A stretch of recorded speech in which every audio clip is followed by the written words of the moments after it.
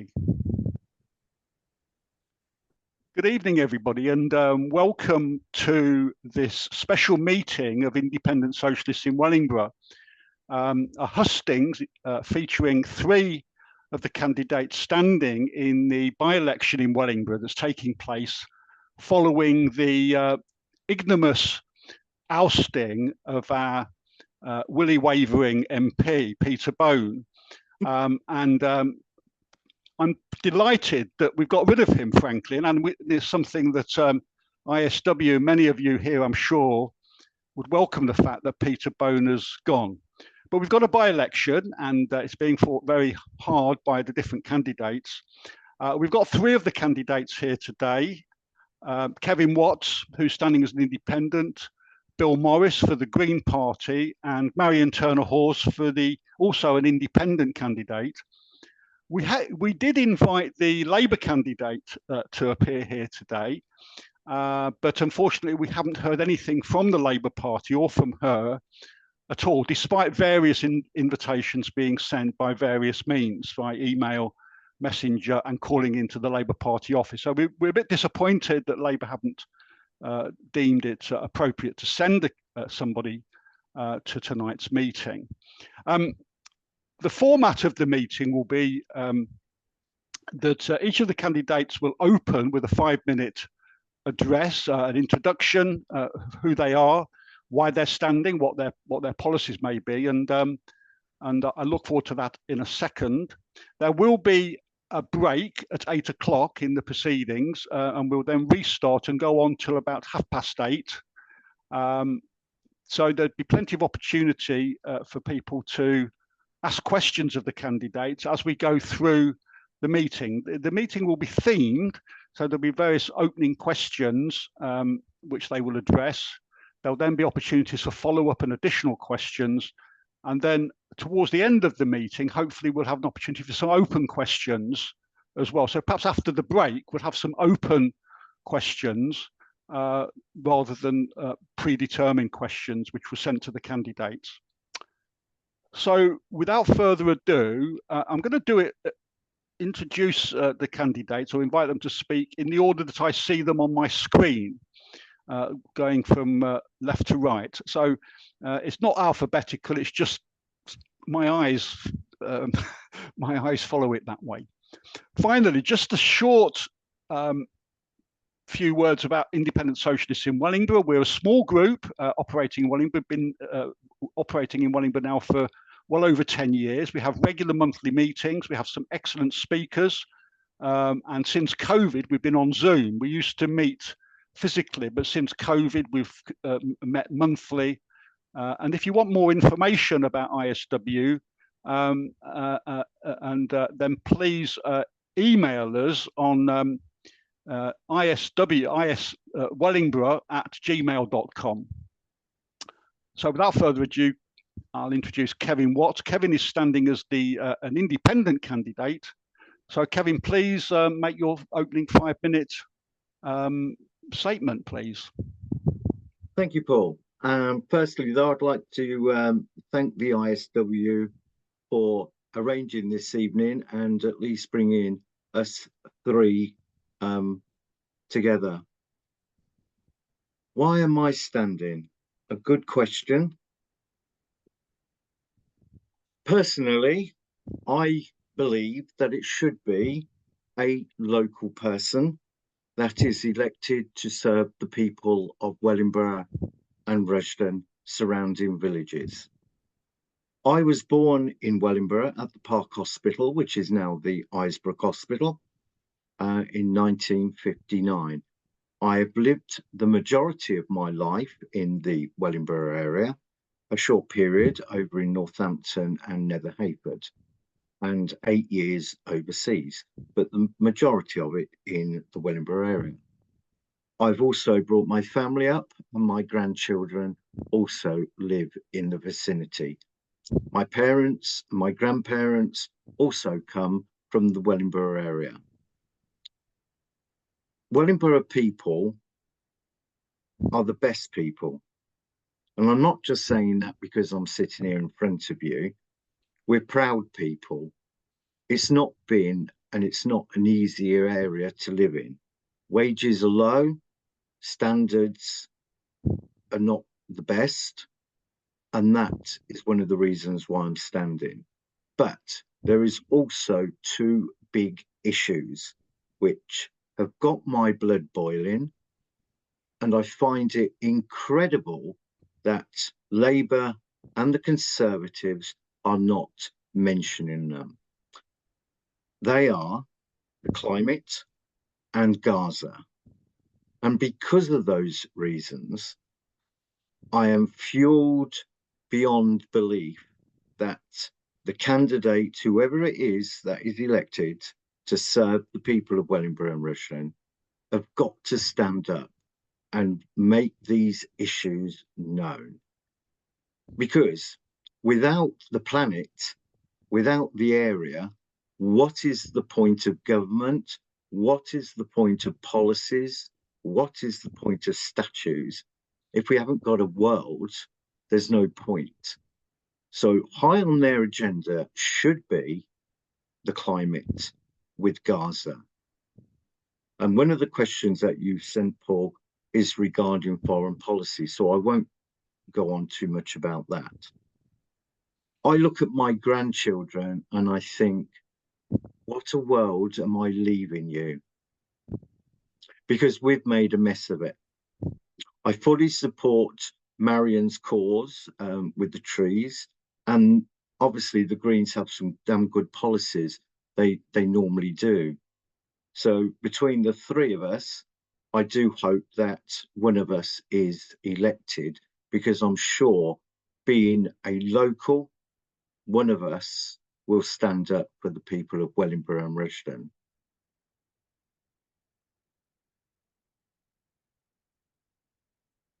You said I didn't have to go on for 5 minutes, Paul. Can't hear you, sorry.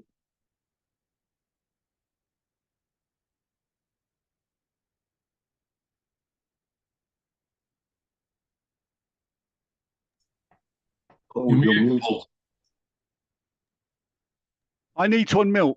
Bill, if you could unmute and then do your 5-minute introduction, or less, if you wish. Yeah, of course. Yeah. So I'm Will Morris. I don't have quite the length of residence that Kevin does. I'm a Midlander by birth. I'm from Warwick, Leamington Spa, so the other side of the M1. I've lived in Wellingborough and then Beaujeu for about 25 years, so more or less coming up for half of my life. I'm a Midlander. I like the area, and I guess one of the things I would like to say, and I would say this in general, is that, you know, Midlanders are nice people. You know, we are friendly people, and one of the things that's motivated me to stand is when did we allow our politicians to become so bloody horrible? You know, I think we're blessed with a gang of particularly unpleasant politicians in this area, to be brutally honest. And you know, not to suggest that I'm perfect in every way, and I'm sure we would all say that, but I think this endless infighting and bickering and unpleasantness and picking on minorities and demagoguery is one of the reasons that's motivated me to stand. So I'm 55. I have two kids. It's my daughter's birthday today. She's 22, and a son who's 17. They were both educated, brought up locally. As I say, I live in Beaujeu.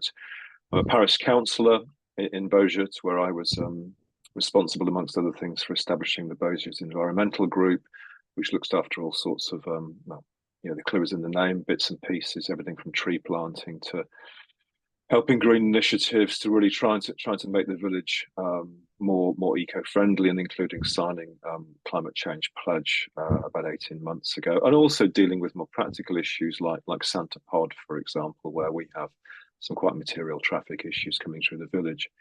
I guess, you know, going back to what motivated me to stand, there's a point where you have to put your hand up, and I applaud Marion, I applaud Kevin, and I applaud you guys for doing this, not because I want your votes, but just because I think, you know, we are showing up collectively to try to do something, and we might not all win, we might have some good times and bad times, but the climate crisis is not something that is going to affect, with all due respect to Kevin, our grandchildren only. It affects us now. and even if you are supremely rich, it will affect you now and in your lifetime. I think also one of the things I would perhaps like to get across, and I don't perhaps look, apart from the moustache, possibly look like a stereotypical Green, and that's because there are no stereotypical Greens. It's a very, very broad church. I'm a season ticket holder at Northampton Saints. Perhaps rugby doesn't always seem to be associated with Green politics or socialist or left-wing politics, and I think also the Green, the environmental movement, if we allow ourselves, will have an image problem by being portrayed as negative. Oh, you can't do this, you can't do that. We're always saying no, we're always spoiling the fun, which frankly is nonsense, both from a social perspective, but also from a changing the world perspective. It's not about spoiling people's fun. It's about everybody being sensible so that we have a place to live, a place where we can enjoy a world that we can pass on, hopefully in better nick than some people would like. And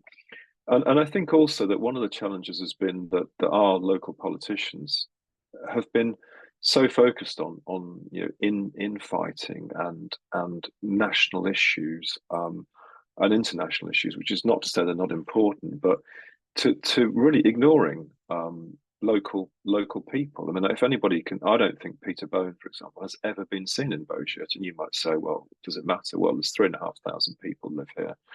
As an MP, I think it's important. It's not just about Wellingborough and Rushden. They are both very important, but it's about Wollaston and Beauchert and Grendon and various other places.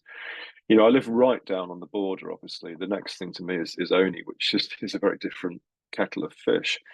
But I think for us, it's about taking control of the things that matter in life. So my wife, for what it's worth, is a law professor at Leicester University. She's the professor of caring and the law, and caring, both in terms of youth, children, old age, people with differing needs, healthcare, I think is absolutely top of the agenda. I'm conscious that I'm about to overrun, despite having said that I wouldn't. So I'll stop there, but hopefully we'll have time to come back to caring in general. But just to say again, thank you, genuinely to everybody. We turned up and we are turning up, and that matters, whatever the outcome of the election.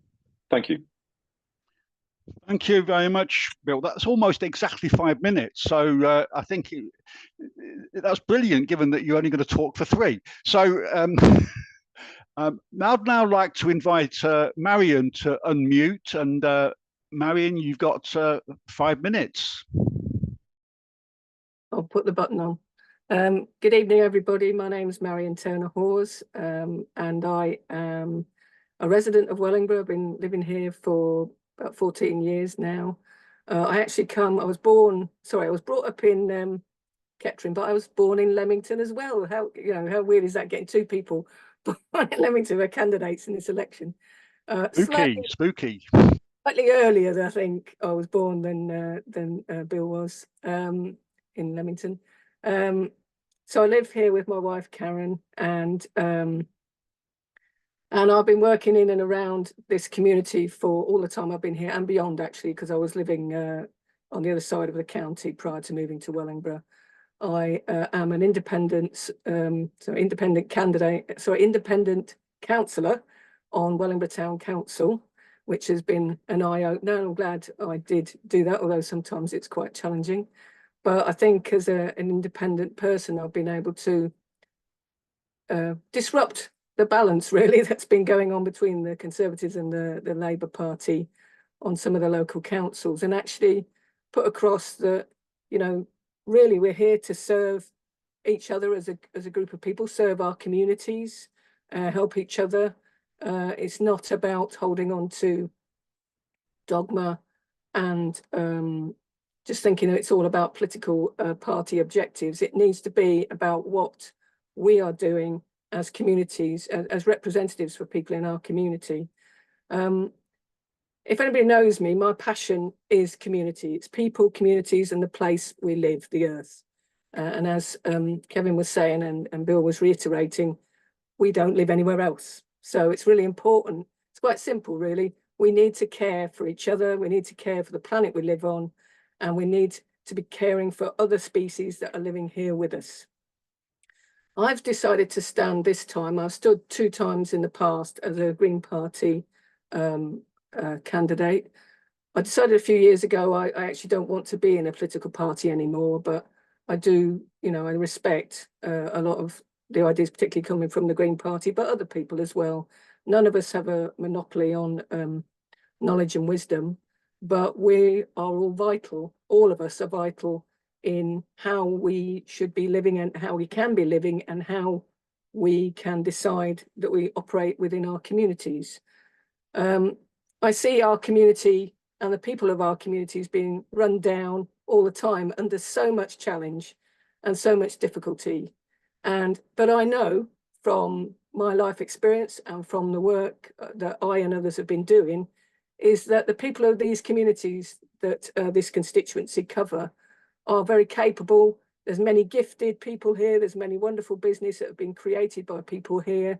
There's many brilliant groups and organisations here. And that is the backbone of our society and our communities that we're living in. But very few of us are being heard anywhere at a local level or a national level. And my motivation in standing to be our MP is to say, look, for me, this is almost a community job interview. Who could be the best MP in our community at this time? I'm glad the person that was there before is no longer our MP, because I don't think he was the best MP for our community. I think the role of the MP is to support people, to be the mouthpiece for our community, to listen to the residents and the businesses and the people of our area, and to empower, support and enable us to all work together and have better lives. For me, if I get elected and do this job of MP, I will be working much more in this constituency and working to make things, the way we're operating, the way we help each other, to work better anyway.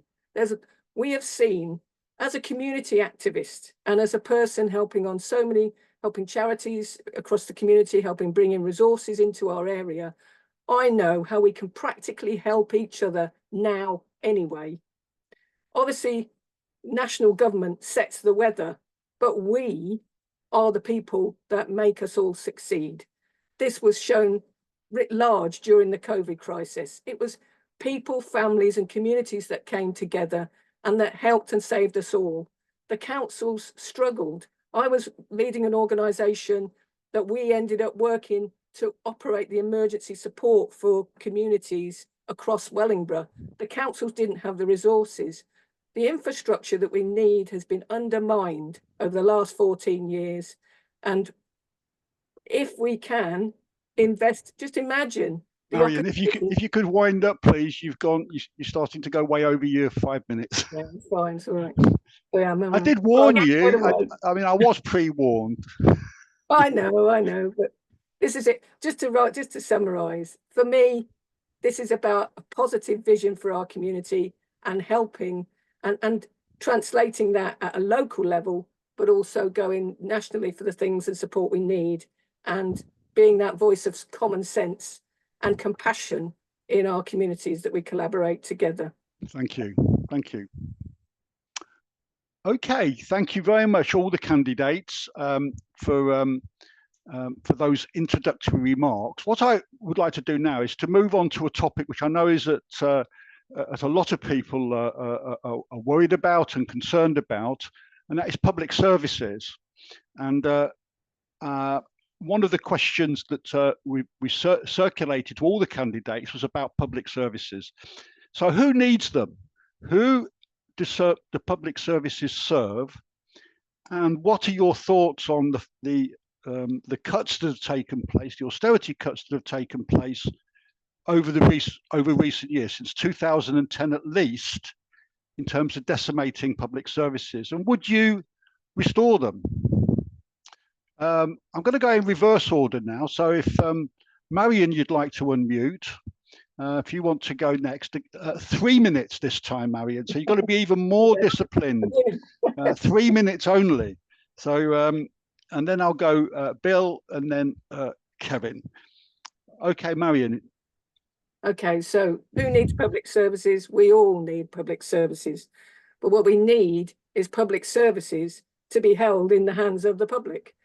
We have many public services are still in the control of us all, but we've seen under this present government that they're not actually. They're passed off to the control of their corporate friends, and everybody needs public services, but few of us are actually getting public services. We've seen since 2010 the massive destruction, decimation, hollowing out of public services, and I've witnessed that. I've worked at Northamptonshire County Council. I've worked alongside local government and in the voluntary sector all the time. I've been back here in Northamptonshire, and it's heartbreaking to see how services have been decimated. And at the same time, there was already a lot of need. I think it's been immoral, really, the way that our services have been decimated. We need public services to in our communities, but actually we need more of us to have more role and more of a say in those services, that they're not just done to us, but actually we almost need the communitisation, if there is such a word, of our public services, that they're run in collaboration with communities, that we co-lead and co-deliver those services. And I say that from a point of knowledge, because that's what I've been actually doing in my work for many years, showing how in the social care sector, how in terms of support people around supported housing and in supporting disabled people, how we can collaborate and run our own services in the community. And when communities own things, we care about things. So, you know, we've seen lots of problems in the social care sector about services and not being looked after properly. When we collaborate and we keep an eye together, we can cherish those services. And we do, and most people do. That just that voice is not coming across. So if I was the MP, absolutely, I would work to rebuild public services. I would work to enable communities to play a greater role in running them, being a part of them, and to increase the investment in them. Because ultimately, we all need these services. And if we didn't have them, we would create them, because that's the common sense thing to do, because we all have the same needs. I think, is that 3 minutes? It's less than 3 minutes, so congratulations, Marion. Could say more, could say more. Okay, Bill, if you'd like to unmute, and you've got your 3 minutes, we'll start any second now. Go. Brilliant. Okay, so I mean, I think the first thing I'd like to say, which might sound a bit back to front, is about money, because you know, a lot of people talk about, oh, you know, it's we can't afford this, we can't afford that, and I would just say quite clearly, the day that I need to be lectured by people like Liz Truss and the proponents of discredited economic theories about where the money's gone and whether we can afford stuff, is frankly the day that I retire and live in a cave. You know, I echo what Marion said. These are services for us. They have been privatized. They've been given away. And they weren't theirs to sell, for want of a better expression. I'm an open water swimmer, for example. Water. We all drink water. We all need water. It's one of the vital things of life. We need it for recreation, etc., etc. And you know, without going into the economics, we're all familiar with this. You know, the water companies were privatized with no debt, and then surprise, surprise, they've been hollowed out and carry a lot of debt. And this is every local MP, who are all Tories, is on record as voting against or speaking against any extra capex or capital expenditure from the water companies because they can't afford it. Well, you know, to be honest, they could have afforded it and they should be able to afford it, but they've given all their money to shareholders. And I would say, going at the other end of the spectrum, talking about care, is, you know, at which stage did we become a society where women can't afford to go back to work because the childcare is so prohibitive, and it's so prohibitively costly because nurseries are run by private equity who are in it for making a dollar. And at the other end of the scale, care homes are also all run by private equity. You know, when as a society did we become so uncaring about the more vulnerable at either end of the age scale in our society that we felt the best idea was to give it to Wall Street? I mean, it makes me so angry that I'm trying to sort of bite my words down. But it's the basic stuff of life, and I think, you know, if you look at the way the Tories argue, they would say, oh well, of course it's you know, the market economics and so forth. Well, I think we saw with the PPE scandals during COVID that the free market or private markets do not necessarily, and in fact in most circumstances, deliver the best option for public services. In most cases, quite the opposite. I think we deserve and we should demand that public services are run on behalf of us, because that's what they are there for. They are not there is no free market in water. It is a state monopoly and should be treated as such. Anyhow, that's enough from me. So thank you.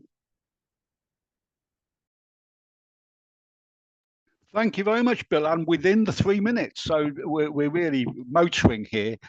So fantastic news. And so Kev, I know you haven't muted. So Kevin, over to you.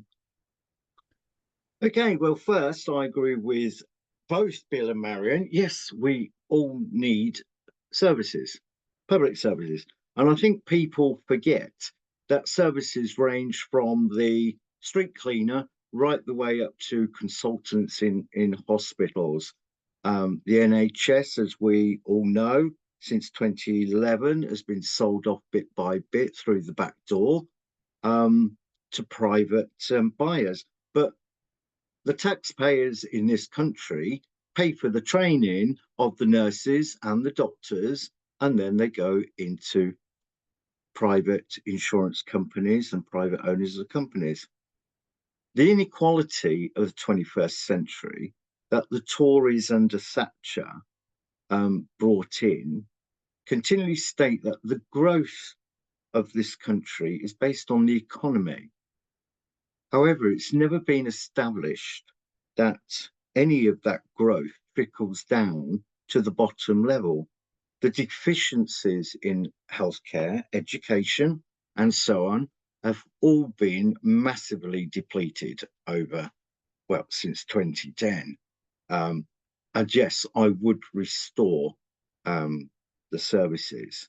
As most of you know me, you know I'm an ex-police officer.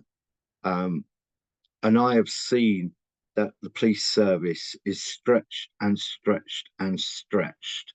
When was the last time you saw a bobby on the beat? I bet that's been a very long time. Again, it comes down to money and profits. Profits that go to shareholders, that go to offshore bank accounts.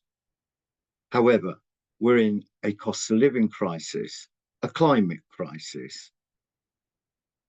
Two big things again that need to be sorted out. But the question did say about people in Wellingborough and how would we sort it out. Wellingborough for many, many years has low wages. I always remember a solicitor telling me years and years ago when I was first disabled that don't expect too much because you live in Wellingborough. What the hell is living in Wellingborough got to do with any of that?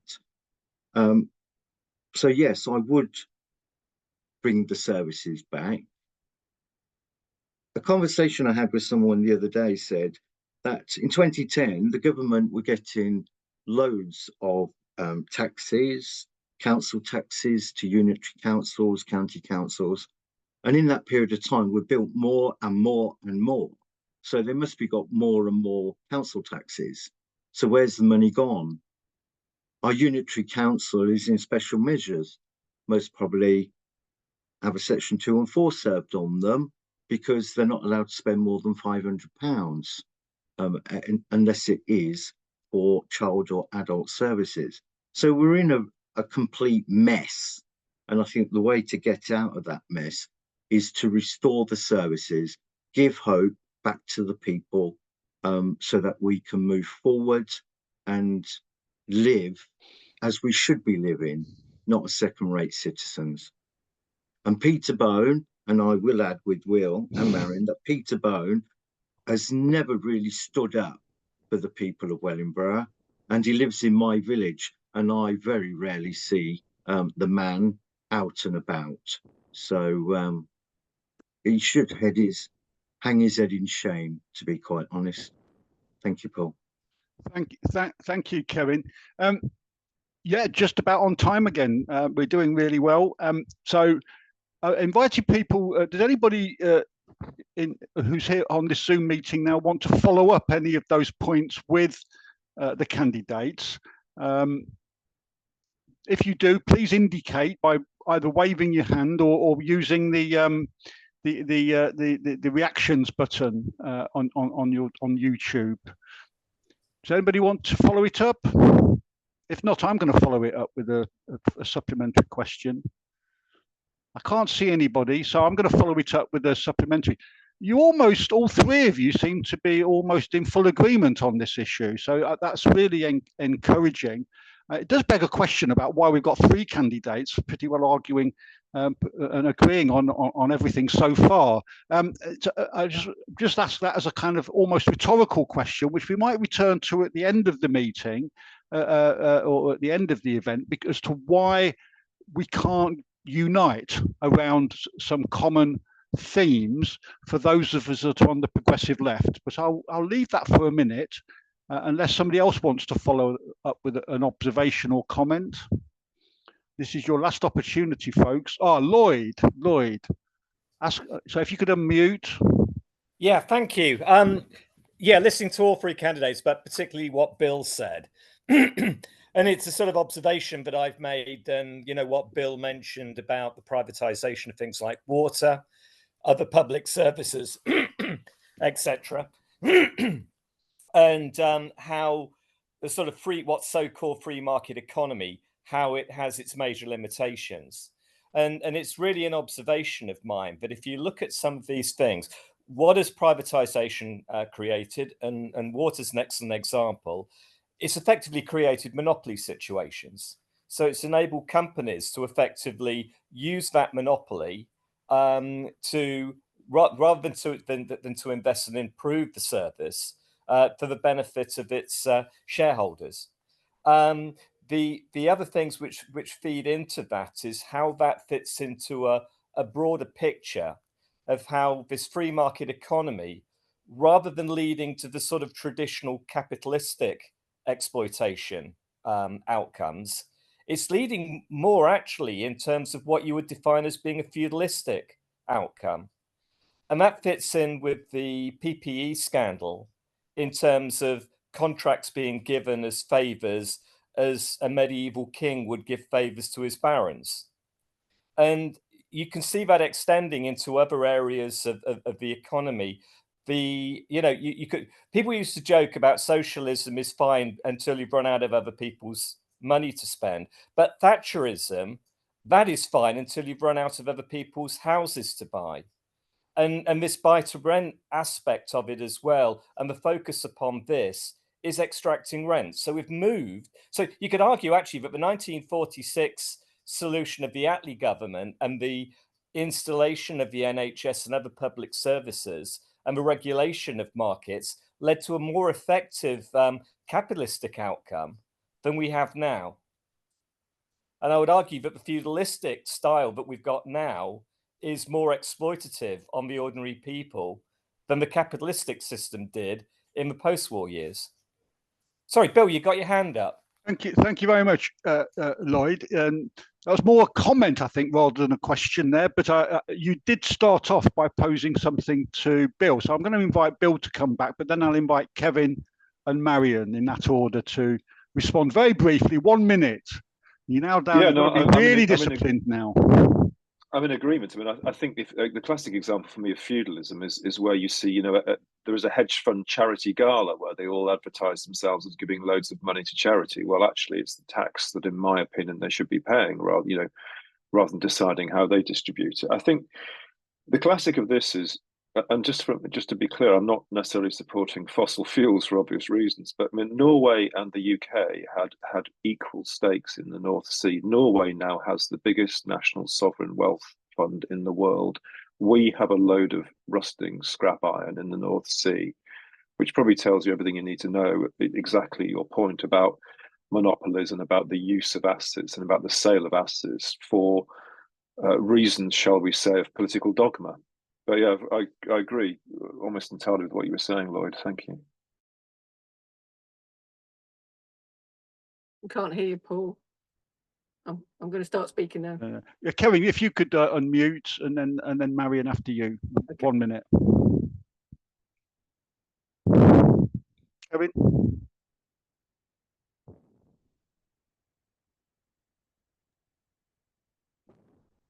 Sorry, Paul. Marion was speaking. Well, she was just telling me to unmute. No, was she? Yes, Lloyd. I think I got all the gist of what you were saying, and I couldn't agree more. I do have a big problem with offshore accounts and shareholders. I always have done. I think, you know, we have a government, and the state should be providing our services for everyone. Unfortunately, it's not. The distribution of wealth in this country goes from multi-millionaire billionaires right down to those that are living on the street. It's not fair. It hasn't been fair for many, many years.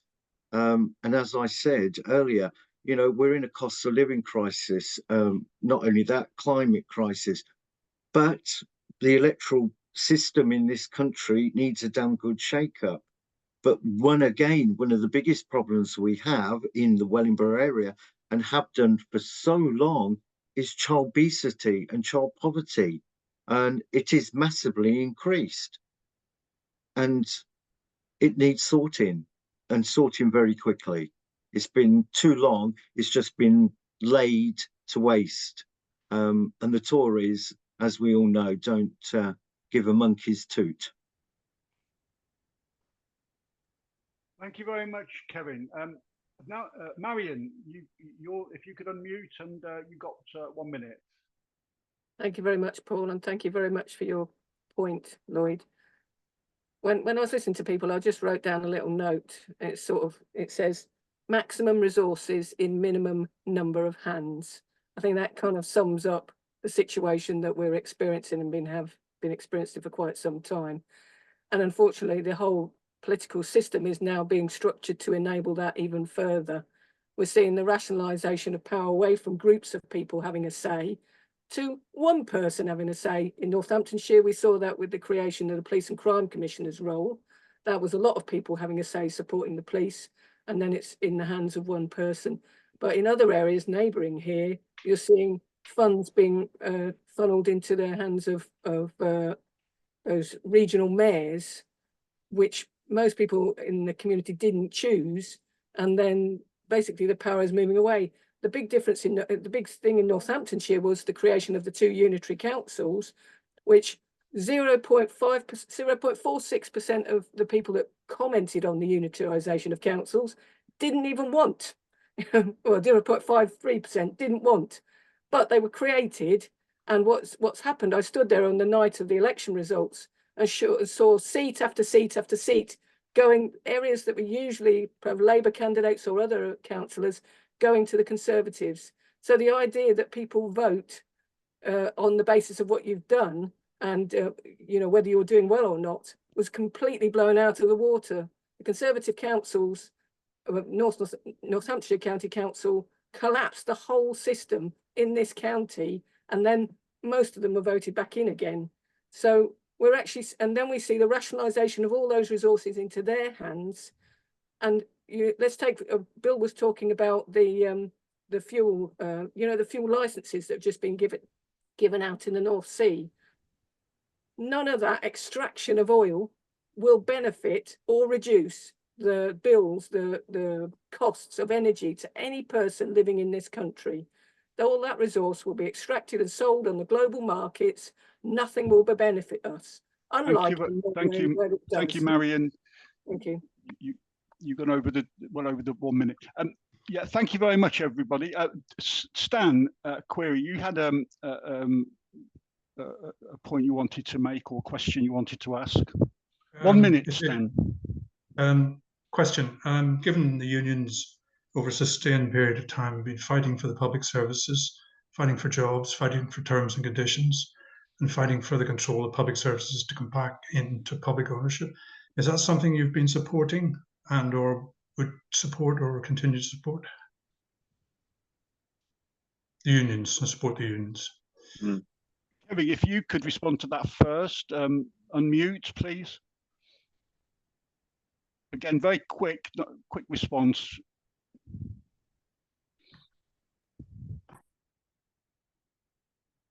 Was that me, Paul? Sorry, I Yes, didn't hear. yes, you, Kevin. Yeah, if you could respond to that. Stan, I'm a trade unionist. I was the police federationist. I'm a trade unionist. I'm a member of Unite. I believe strongly in the unions. It's the only way, I believe, that collectively you can get things sorted out. Workers' rights, our human rights are being eroded every day. Day in, day out, they're being taken away. And again, I roll back to Thatcher, what she did to the coal miners. And the Tory government has continued in that vein. I mean, she's idolised. You know, they think, oh, gosh, you know, she would be a demigod if they could get away with it. But yes, I'm a trade unionist. I believe very strongly in the unions and the power of the unions. Thank you, Kevin. Bill, did you want to respond now to that? Yeah, no, I'm totally in agreement. I support the unions and I support the unionisation of the workforce. I mean, one of the key planks of green policy is workplace democracy, which is not just about unions, but there's certainly a key plank of it. And I would also say, I mean, I spent a long part of my career working for German companies in the UK and in Germany. The Germans have a very integrated social model in the workplace, works councils, employee representatives on their boards and so forth. And frankly, the German economy has not done so bad compared to ours, has it? So, you know, go figure. But no, I think the ability to negotiate in the workplace for workers is vital in a democracy. Thank you very much, Bill. Marion? Yeah, again, I think you're getting triple answers here. I also support people's right to be a part of unions, and if they need to take take industrial action. Clearly, we've seen a hell of a lot of industrial action in the last couple of years. And I think we have to acknowledge that people are not just taking action in terms of their own income, which has been diminishing since most of them are public service workers, but also they're standing up for our services. A lot of them have been through some tremendous challenges. Some of them have been through some tremendous challenges. Most of them have been through tremendous challenges, particularly since COVID and during COVID.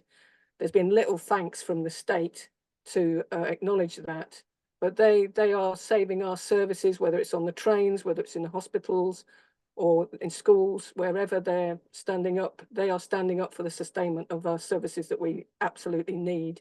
And when those services are crippled, you know, I applaud them for their integrity. And I think in a modern society, having strong workers' rights is akin to respecting human rights. This is our opportunity to create a good, balanced society when we have good workers' rights, good citizens' rights, good rights for everybody. Thank you. Okay, thank you very much all. I'm now going to move on to another topic area, and that's something which, again, I think there'll be a large amount of unity over, but nevertheless, I think it's important that we invite the candidates to address it, and that's the climate crisis, the environmental disaster that's looming within the next few years, and as Bill said, is already happening. What would you do to save our planet from environmental collapse? And is the environmental crisis getting the attention it deserves? I'm going to invite Bill to start with that, and then Kevin, and then Marion.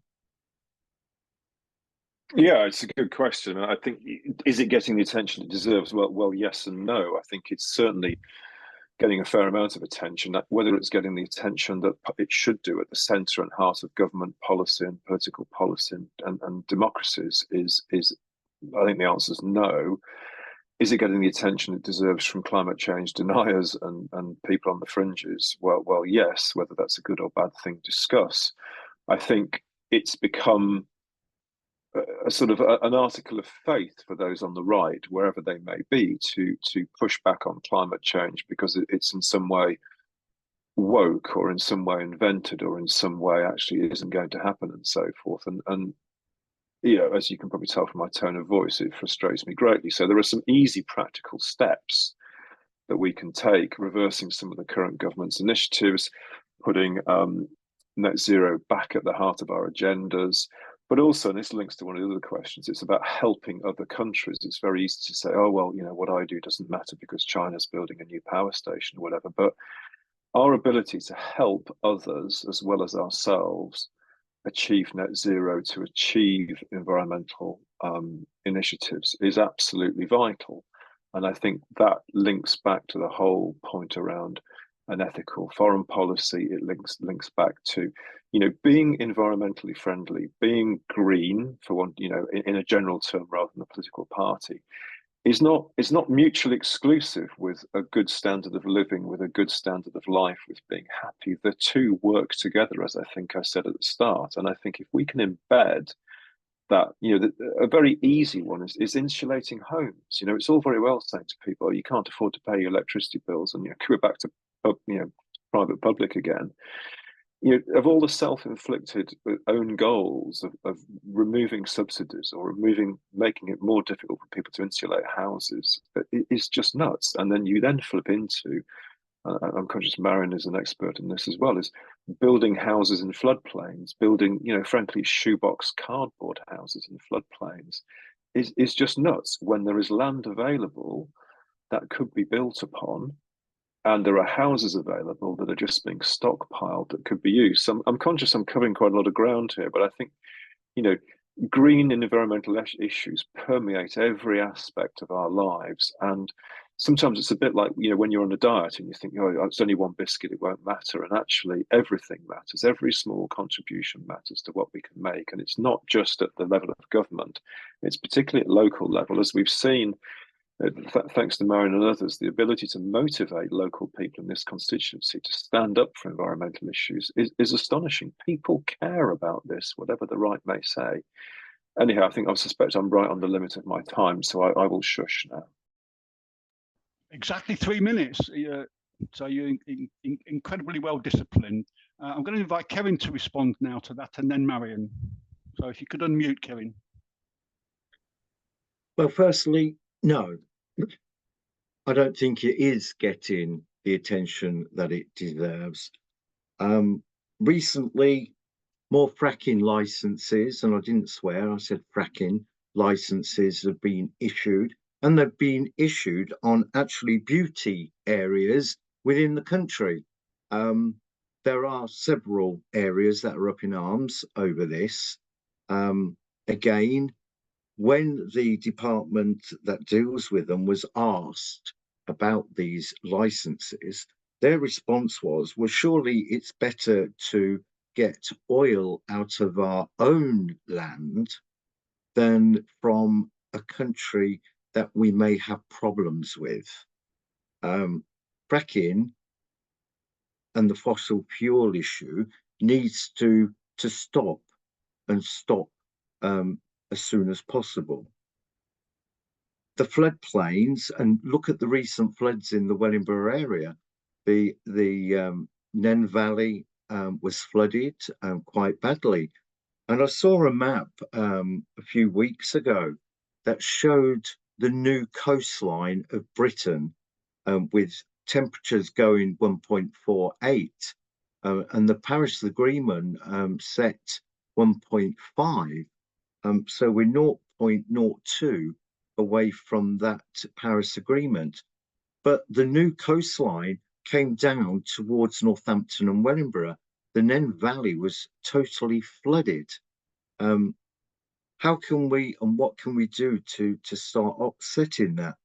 Well, in my parish, as a councillor, I got my parish council to start an orchard. So at the moment, we've got 22 fruit trees. It's not a lot, but it offsets the village footprint, the carbon footprint. Why, when we build houses, don't we build solar panels into the roof? Why don't we build them facing south and get the sunshine so that they can be heated with materials that are manufactured, that they don't have to have boilers to have their heat? Why are licenses and planning applications being allowed on brown and green land? But also, why are houses being built on floodplains? That amazes me. I mean, even in Wellingborough, along the embankment at the far end, it's a floodplain area, and we know it. There's a lot of things we can do. You know, Will mentioned houses and stock of houses. The council's brought in a policy a little while ago, and they started operating it where unused houses were taken back, done up, and given to either homeless people or people on small salaries. So we build all these massive housing estates, like we've got one in Urchester. They're not selling, so they're not finishing the estate. Rushden has 6,000 houses planned to be built, let alone the big industrial area, building area in Glenvale. We seem to be building, but at the same time, not helping the environment. And it's quite simple. Put some solar panels on the roof and heat your house that way. Thank you, Kevin. Thank you, Kevin. Marion, if you could unmute and... Thanks very much, Paul, and thank you to Kevin and Bill. Well, this has been my life's work for a while and is my way of earning an income now. I decided back in what year was it? When we had COP26, so a couple of years ago, that I, as well as obviously standing for the Green Party, well, I have for many years been taking green action. And in 2022, we set up the Wellingborough Climate Action Project, and we started asking a range of questions. Basically, how do we start to transition? Let's stop trying to answer the question of, is it happening? Let's work on the basis of, it is happening. What do we do? How do we respond? So at the moment, no, not enough is being done around climate action by government. Government has actually got, obviously, the various documents saying it's got been mapping the carbon emissions, etc., of the nation and looking at how to reduce those. It's got quite a few good documents and structures in place, but they're just not implementing them. We've been doing work across Wellingborough. We've been talking to people about how to transition, and that's the fundamental need. How do we transition to be sustainable communities and at the same time create better lives? So we held a range of conversations and talks and workshops across the community with people back in 2022. And since then, we've been working with different organisations and people to see how they can take action. So I've helped Glamis Hall create their first ever carbon reduction plan. And we've identified actions that they can do to not only reduce their emissions, but also help other people take action too. I've been doing lots of work to help establish a community retrofit service. So there's 30,000 homes across the whole of this constituency that are below the government's target, which for 2035, which is the EPC band. And that they're way below it. And there's no plan at the moment to transition most of those homes. Some are being transitioned, some are being updated and putting energy efficiency measures in where they are social housing, but it's still going to be a struggle for those landlords to do the work, and no one is working in the private sector. So I've been working with other partners to bring in funding to this community to take action. So if I became our MP, we'd continue with that work. We'd establish a retrofit service that is helping people to transition their homes and businesses. We'd establish a community energy network, and we've been working on that with other partners across this area, North Northants area, to establish a community energy network. We'd also look at other ways of travelling and transport. We need to have climate action groups in every area and citizens alongside the politicians deciding how we transition our communities and how we do it fairly and how we all prosper. The other side of this, from the work I've been doing in the last couple of years, is that when you start to map your emissions, you see that the only way, one of the best ways of doing it, is relocalizing services, relocalizing the local economy. There's enormous potential to change the way we operate, to bring to life the idea, you know, think globally but act locally. Thank you, Marion. Sorry, And sorry to that's interrupt. We've got a number. It seems to be a very Mhm. popular issue. A lot of people want to come in here. We've gone past 8 o'clock, so I plan to take the 4 questions, and then we'll have questions or comments, and then we'll have a break of 5 minutes, and we'll come back. We might then have one time for one more issue before we have to end the meeting. Time is flying. First person, Mike Gearty, please make your point. Okay, if the candidates actually become MP, we all know that the mainstream media do not tell us the truth and hide things tremendously from us. The main things are where our money's going and the fact that the world is burning. What would you do if you got into the House of Commons to try and stop that continuing? Because it is a major problem. People need to know the truth. Thanks, Mike. I'm going to take all 4 questions or observations from people, and then invite the candidates to respond to all 4 within 3 minutes. So get ready, candidates. You're going to have to really get sorted on this one. But Hayley is next. Oh, sorry, Bob Prince is next, then Hayley, and then Petra. I'm all for going environmental, but are we in danger of losing some of our civil rights when you've got the Davos crowd jetting into places and our Prime Minister takes a helicopter anywhere he wants to go? It just seems like we're doing everything. We're separating paper, plastic, and all that, and the higher ups and all that, and it's all in private hands. It's I'm a bit of a trying to get it all in one jump here. You know, and places, councils and governments have taken on climate emergencies. But what is actually happening locally and nationally to deal with a so-called climate emergency? You know, it's a big question, I know. Thank you, Bob. Hayley, would you like to unmute? Yep. I fully support and are interested in what all the candidates have said about the climate emergency. But currently, English firefighters or the fire service in England are the only service which don't have a statutory duty to respond to flooding incidents. If any of you were to become our MP, would you support the FBU's campaign to get that statutory duty for the English fire services? And with it comes the funding to adequately fund our flood rescue response to improve our equipment and our response to flooding incidents. Thank you, Hayley. Thank you. Petra. Yes, it's actually Charles because I'm the voter. Right. Hi, Petra Charles. Yeah, she's here. Hi. The question is basically, would the candidates support any action in the future government to really go after recompense? A lot of words have been spoken about shortage of funding, and you know, everybody knows the corruption that's gone on, but nobody ever seems to speak about united action to go after these people.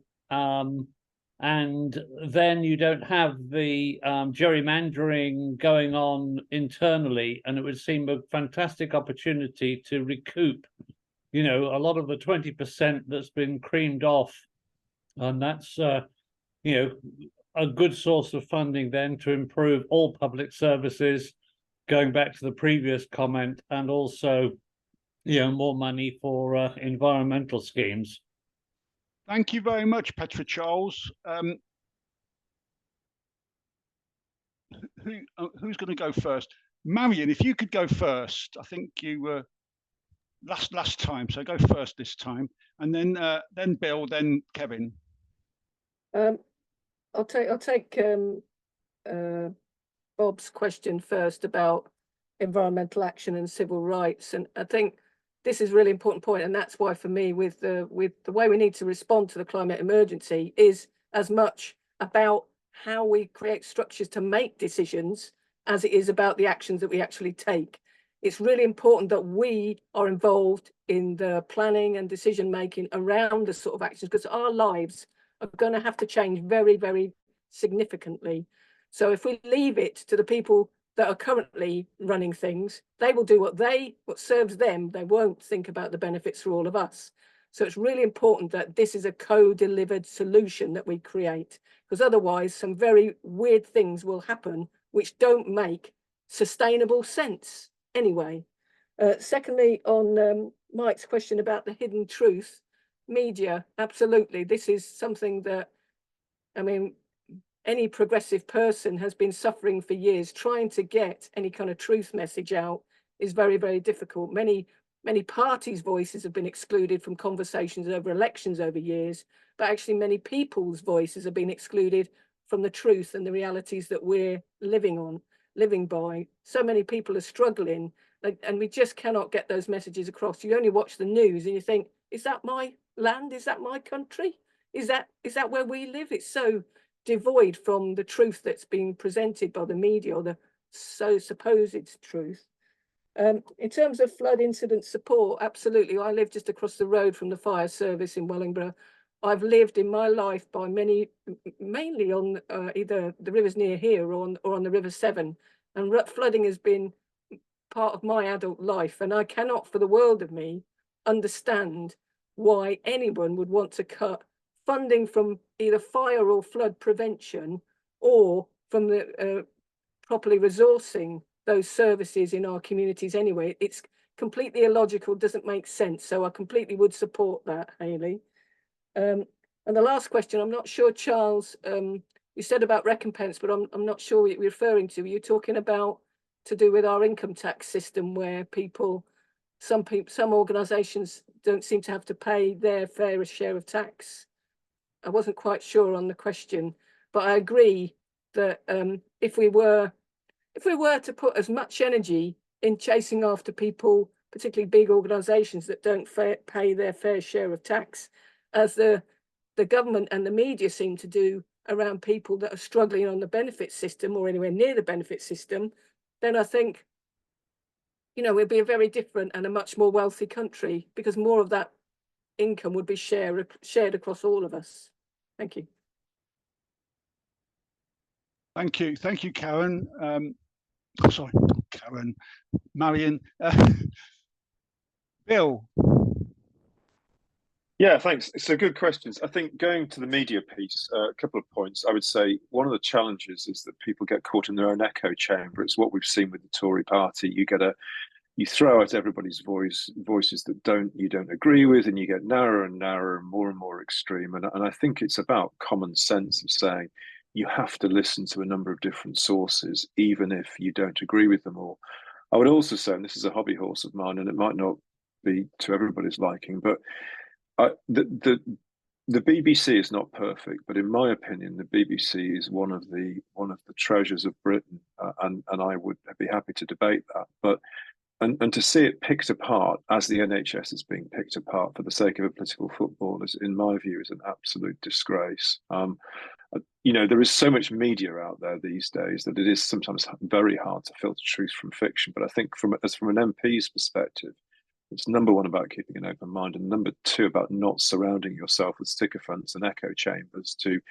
If I'm elected as an MP, for example, I will hold a free and open competition to recruit any assistants rather than taking them from a particular party or because I like them. And I also guarantee I won't sleep with them for what it's worth, but, which is probably puts me ahead of some MPs.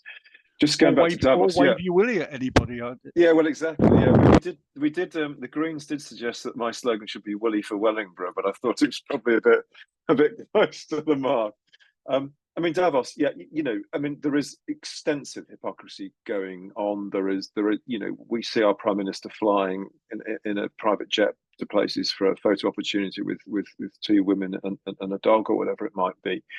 Equally, I would say we touched on this. We cannot just do nothing because other people are doing nothing. We have to hold these people to account, but it doesn't remove the obligation on us to do our bit, no matter how small that. There is no excuse for inaction. I think the Fire Brigade Union flooding, yes, absolutely. I would say though, we have to focus on both the Fire Brigade funding and also addressing environmental issues, because there will not be enough money in the world to handle the flooding unless we do something at the other end of the spectrum, if that makes sense. We have to tackle both of these in parallel. And going back to government action, corruption, I mean the post office scandal tells, I think, most of us exactly what we already knew about people hiding stuff, and this has been going on for centuries. I think I know this is a question later on. For me, reform of the electoral system is key to all of this. Reform of holding people responsible, of not allowing one party of either side of the divide to hold power, to shuffle its cards, to focus solely on internal power struggles and infighting. I think it's not the solution, but it's a big part of it, in my view. Thanks. Thank you very much, Bill. Again, within time, good. Just to say that, I don't know if Hayley would want to comment on this, perhaps the Wellingborough fire station should be turned into an RNLI station, given that the North Sea is likely to be very close by within the next 20 years or so. But perhaps we'll leave that. Hayley, you may want to come back later during the break on that one. Kevin. Okay, they may be a little bit mixed order, but firstly, the Fire Brigade Union and the Fire Brigade, I fully support them in any action they want to do. They're a service, and like all our services, we do need to support them. As Will just said, we are all responsible. We all must get involved in one way or other to sort out the climate mess. My grandchildren often say, "Grampy, what are you doing?" As one person, we all try our best with our rubbish in one bin, our other in another. But it is all our concern to get climate issues sorted and quickly. As the question person Mike said, the planet is burning. It's not only burning, but it's flooding. The seas are rising, the rise of water, and as I said an hour ago, the Nen Valley will flood totally, and the new resort and the tourism will be just on the outskirts of Northampton. So it's a lot to take in for Net Zero 2050. Media, yes, I think if any of us are elected, I think media, especially the news, needs to be looked upon and reported fairly and squarely, depending on what channel you listen to, on what side of the news you hear, and what has occurred in a demonstration or what people are saying.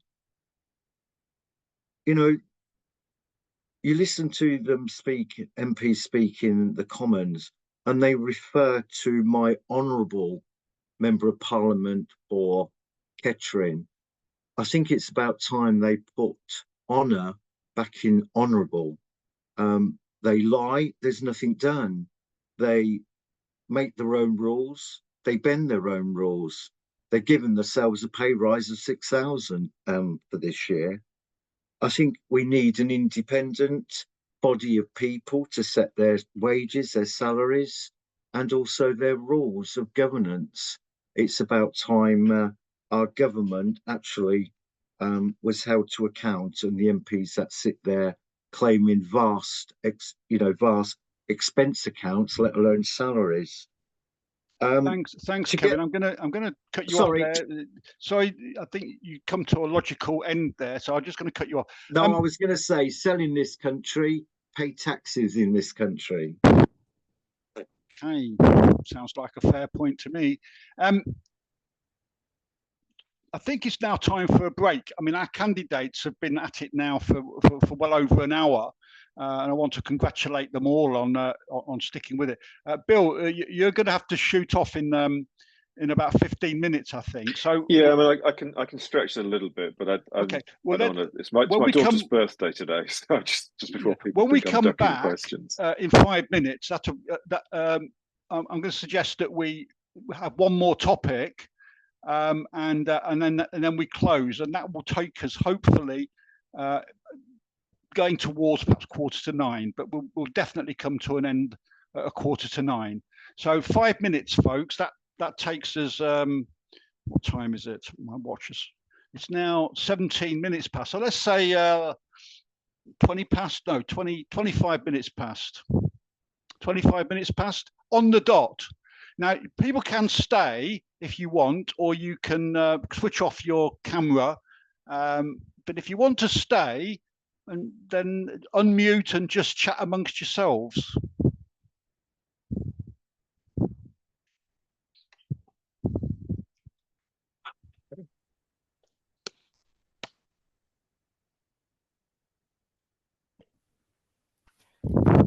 I've got another meeting at 8:30, but I'm happy to chat with anyone should anybody want to chat in the next couple of minutes. Okay. Thanks, Lloyd. Anthony, I just wanted to say congratulations on the outcome of your court case. Yeah, thank you very much. Yes. Can you hear me? Well done. Well done. Yeah, thank you. Yeah. Was everybody, was the case dismissed against everybody? No, it wasn't. It was just dismissed against two of us, and the other two got found guilty. The reason why the case against me was dismissed is that the prosecution weren't able to prove that I was in the road blocking it.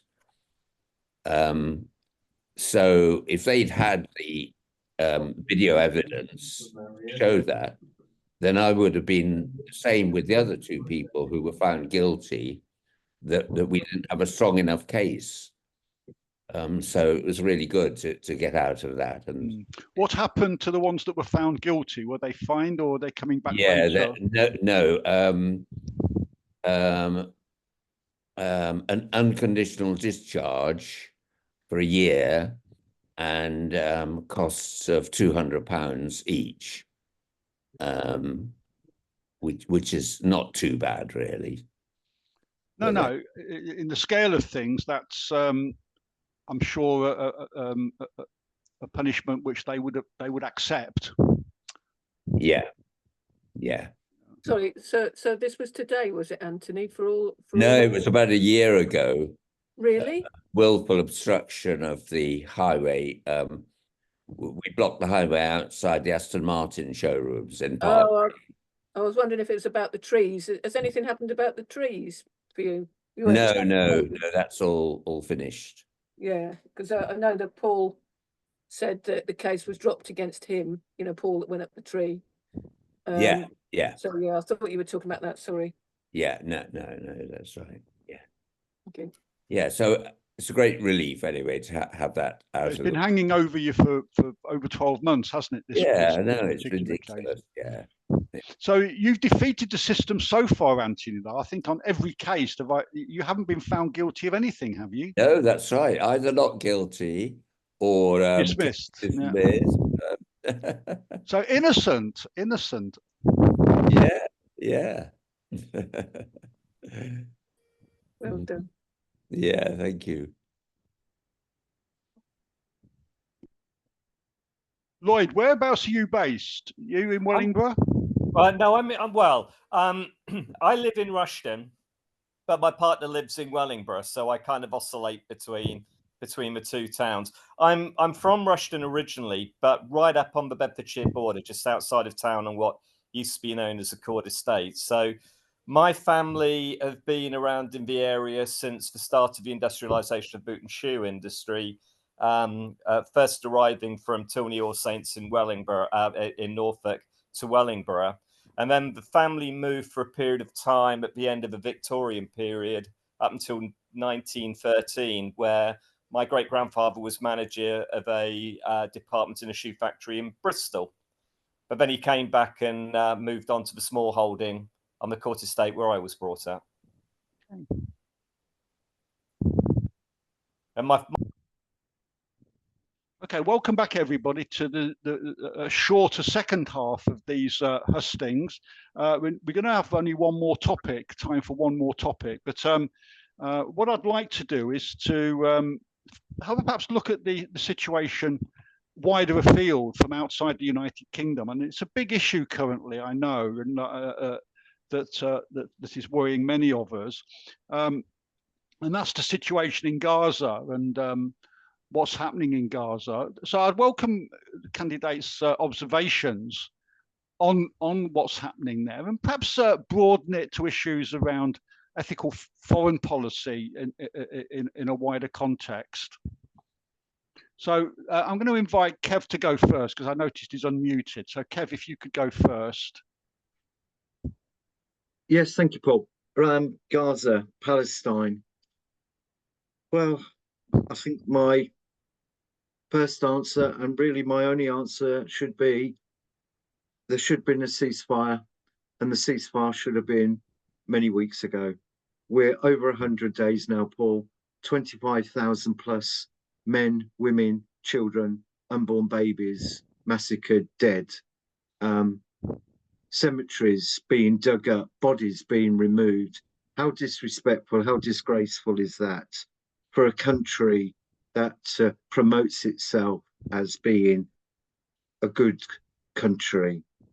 They're not happy with just being Israel. They want now to be the greater Israel, taking over the Golan Heights. But to broaden the subject, as you said, foreign policy.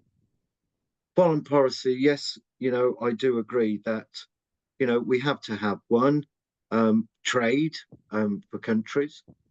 We are also a member of the Commonwealth. And as the main body of that Commonwealth, we should be looking after the Commonwealth, trading with the Commonwealth, and doing a hell of a lot more. But we don't seem to be at the moment. We should be asking and not being involved with countries that don't respect human rights. They should be and always be respectful to one another. And if any country that we are a party to that raises any arms against another nation, then we pull out and remove. But at the moment, there's only one winner in what's going on over 25,000 miles away, and that is the people that make the ammunitions, the bombs, the airplanes that we seem to be giving to other nations to bomb innocent people. Why have Britain decided to bomb Yemeni cities? The Houthis have not killed one single person. Yes, they may be sending ships away, Israeli ships, but does that give us, the United Kingdom, the right to bomb another country? No, in my opinion, it doesn't. So foreign policy needs to be looked upon, looked at, cross-party, or even with independents sitting there making foreign policy that works for all, foreign policy that works for the world, to sort out world issues, not just your own country's issues, but to work together, as Marion said earlier on, to be together, work together as one. And that, in my opinion, is the only way forward and the only way that the planet and the world is going to survive. But it's a tragedy and it's disgraceful that us in this country, our government, both sides of the house, have not called for a ceasefire. Thanks, Kevin. Thanks. Marion, do you want to go next? Very much, Paul, and thank you to Kevin. And I echo a lot of what you were saying. What can I say about the situation in Gaza? I see it and I just am in tears most of the time. I cannot believe that, I can't believe it's happening. And I cannot believe that our government thinks it's okay to even to diminish the actions that we should be taking, which is absolutely demanding and urgently working for not giving up until they've got it, a ceasefire in that area. We have to protect human life. It was horrendous, the action that was taken on October the 7th on the edge of Israel. And for me, it is about the sanctity of all life. I know my family is Irish.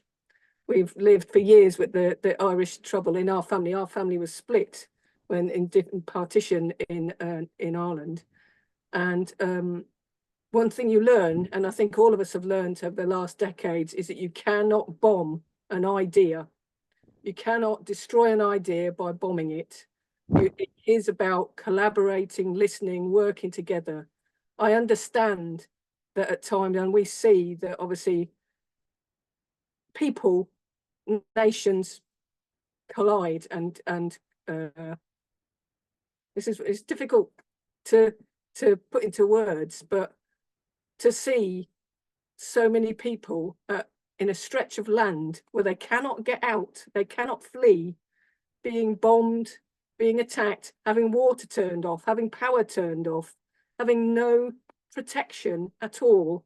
And for me, it doesn't sit alongside, if you're talking about our foreign policy as a nation, how does that sit with our reaction to what happened when the people in Ukraine started to be bombed and attacked? We absolutely were there across the globe condemning that action, and rightly so. And I do not understand why we treat what is happening to the people in Gaza any differently, or the people in Israel that were attacked too. But they know this is one of the most sensitive and most difficult and intractable challenges for humanity, that relationship in that particular part of the world. And we can't solve that at the moment, but what we can do is stand by people and protect the sanctity of life. I know I've said a lot about that particular situation, but I just cannot square it that we are not doing everything we can and putting every effort in to save those lives. And now the situation even hardly is tense on the news list, but people are still being massacred every day. Thank you, Marion. I mean, very, very, very moving contribution there, and I think we all feel very much the same in terms of looking at what's happening. But Bill, you want to come back?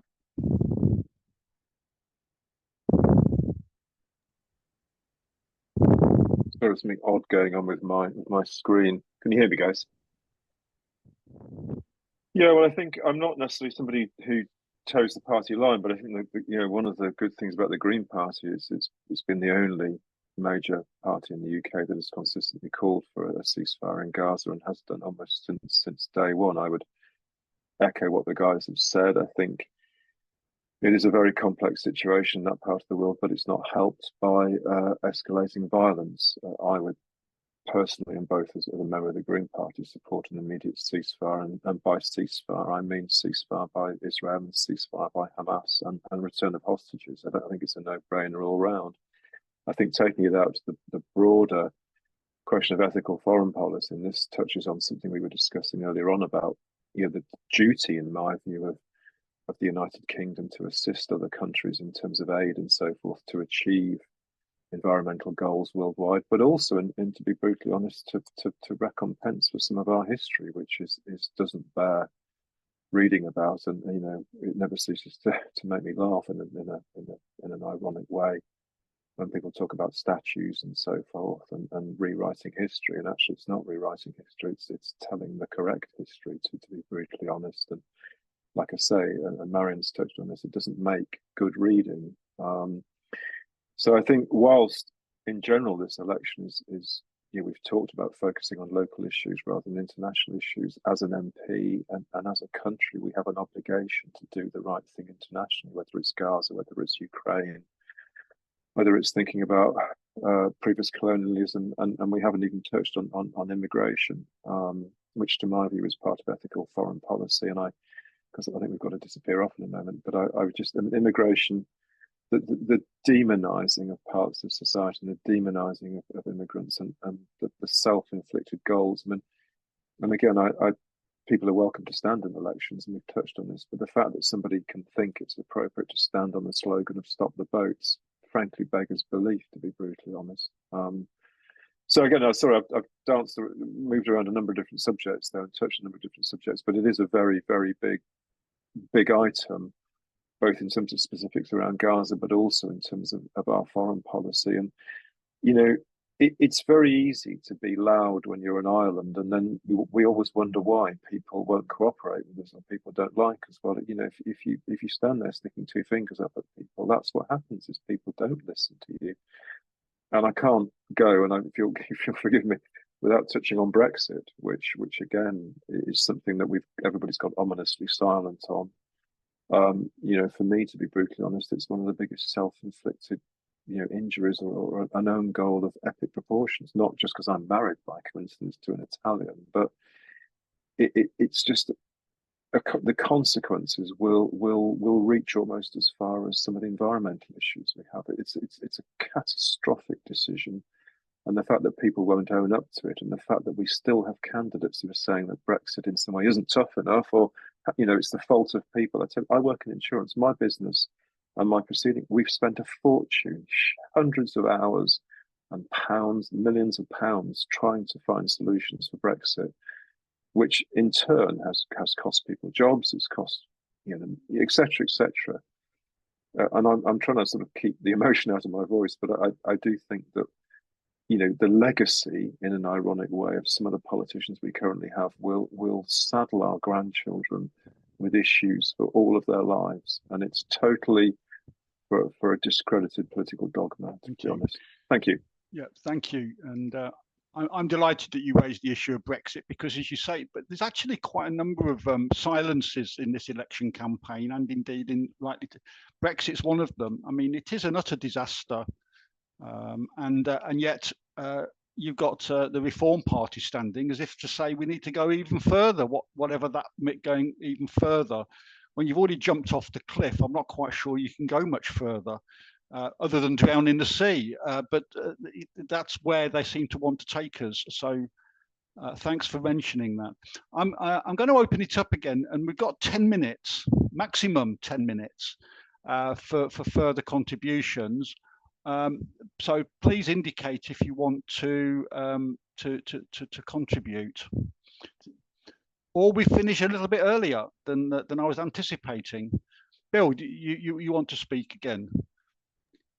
Sorry, yes, I promise I won't say too much, but I do think, and I think we touched this at the start, we have allowed the political process to be hijacked, because it's that, you know, when good women and good men say nothing, evil flourishes. And we have allowed the political process, particularly in this area and North Hampshire in general, to be hijacked by extremists who are able to espouse views that would have been laughed out of the pub 20, 30 years ago. And I just think, like I say, I would absolutely give you credit collectively for keeping the flag flying, whatever your vote may be, and also to the other candidates, because if we don't start pushing back on this nonsense now, who else is going to do it, to be brutally honest? Anyhow, it's enough from me. Sorry, I've overstayed my time. That's fine. But does anybody who hasn't said anything so far want to say anything?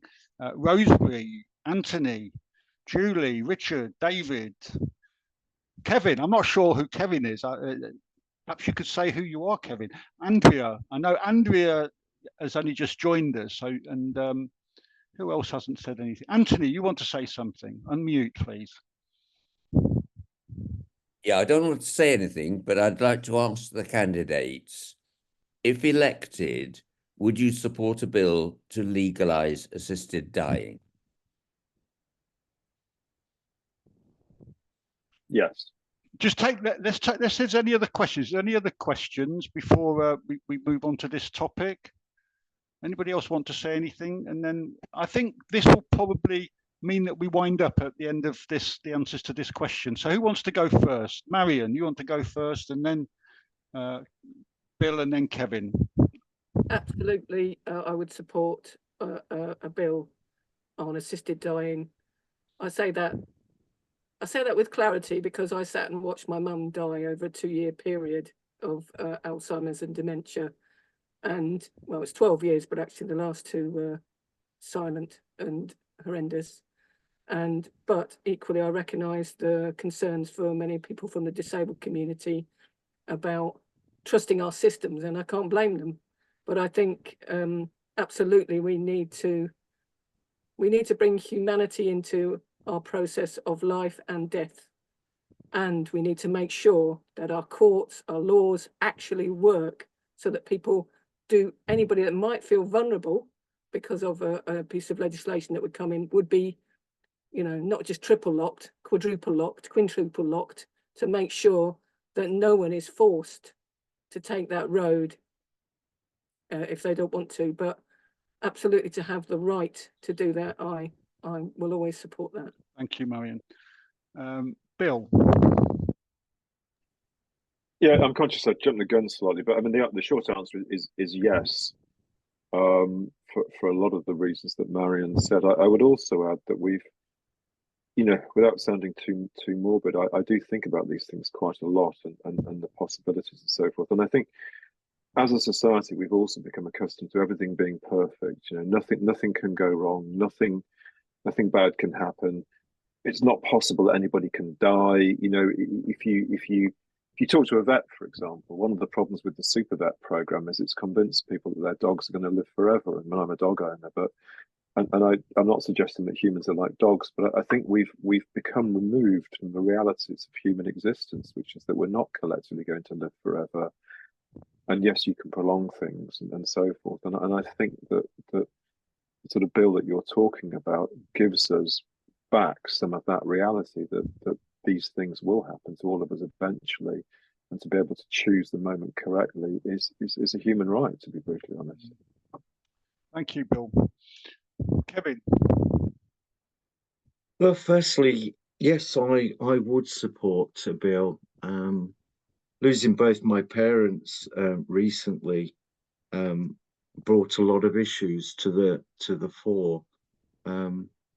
I had seen other relatives, an aunt with dementia that went downhill very, very quickly, but was kept going with tablets and medication, but she wanted to go. Medical science has taken us a long way, but as human beings, we still have a brain, we have free will. And if it is our desire that is what we want for any reason whatsoever, regardless whether you've got a disability, Alzheimer's, Parkinson's, cancer, if we can make that decision, and we make that decision, then that decision should be honoured. It should be a legal decision through the courts, and a bill through our government should be done so that there is no loopholes, no cause for concern to blame any person whatsoever, so that person can go the way that they wish to go. We live very fast lives every day, and when our time comes, we should be able, to make that decision ourselves. So yes, I would fully support a bill. Thank you, Kevin. Right, unfortunately, we've now come to the end. And what I'd like to say, I just, by way of winding up, just to thank all the candidates for coming here tonight.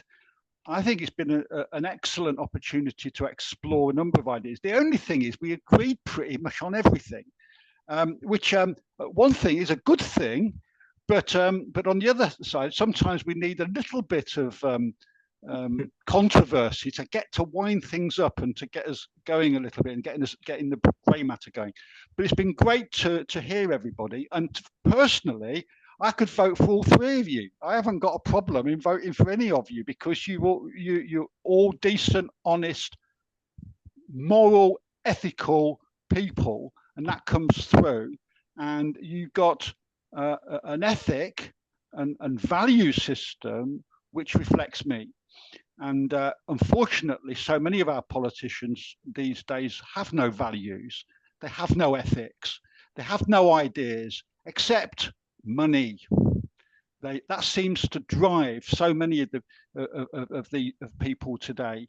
These politicians, business people, they have billions of pounds. Some of these people, they can't possibly spend any of it in their lifetime, and yet they somehow want to prevent poor people having decent standard of living, or have decent public services, or a green economy, or a sustainable economy, or an ethical foreign policy.